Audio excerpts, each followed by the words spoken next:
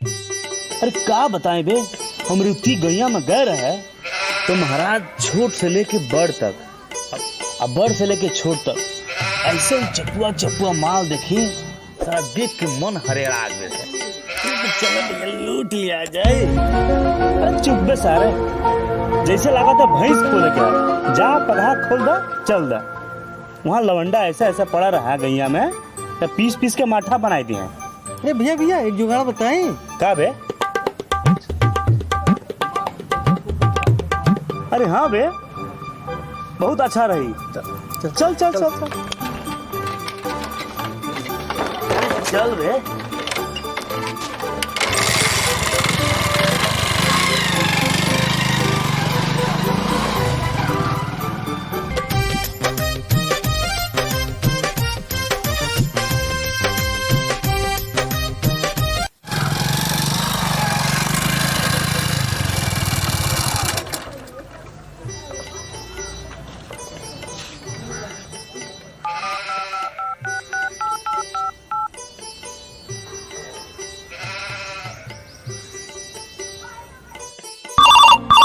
उठाइए ना, उठाइए ना, उठाइए ना।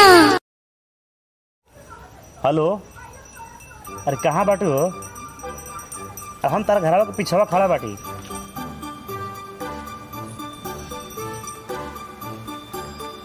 तहरिया आवा मरैया में बाटी।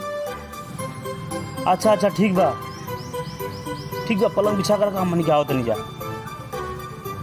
हाँ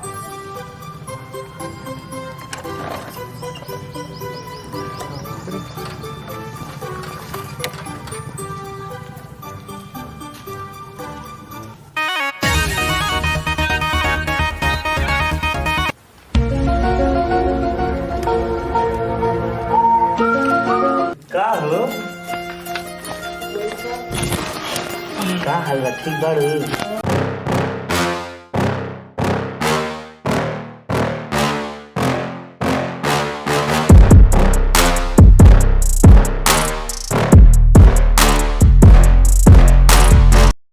चांद के जोड़िए नियन घुरी खोल दे इस साला।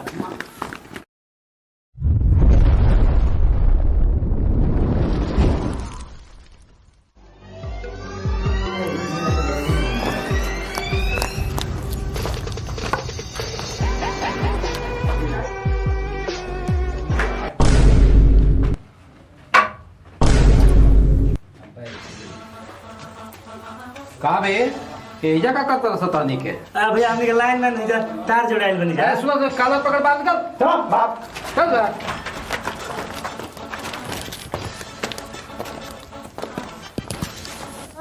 अरे भैया हमके माफ कर दा, आज के बाद से ऐसा गलती ना होई। कतरे घरे बेटी बहन ना हो बाटी भैया बाटी तू अंदर का लाइन मारते लेते। भैया हमके माफ कर दो भैया। ए चल छोड़ दे इसको। ए जाओ करा के लेके आओ। हाँ लेके आओ। मार के दीदी बोल के माफ कर दो दीदी, आज के बाद से ऐसा गलती ना हुई। लेके पैर पकड़। माफ कर दो। गोड़ पे गिर तानी के घर में बहन बेटी नहीं का बे? बाटी भैया बाटे बाटे भैया दूसरे के बहन बेटी के साथ इस तरह से क्यों व्यवहार? ना भैया गलती के बाद से गलती ना हुई हमने के। भैया गलती है। चल माफी मांग। माफ कर दो दीदी। नीचे और झोंक नीचे। माफ कर दो माफ कर दो दीदी। आज के बाद गांव में चाहे मोहल्ला में दिखाई देती है तो मार के कान के पर्दा फाड़ दे। भाग ऐसे चल निकल आज ही राखी बनाओ। नमस्कार दोस्तों, मैं एक्टर अरुण यादव। मैं सिंगर सोनू प्रीतम। दोस्तों मैं मुनमुन शाह एक्टर। मैं राजन साहब। मैं एक्टर निर्मल ठाकुर। मैं एक्टर अभी सिंह उर्फ अभिषेक सिंह। मैं एक्टर आयुष सिंह।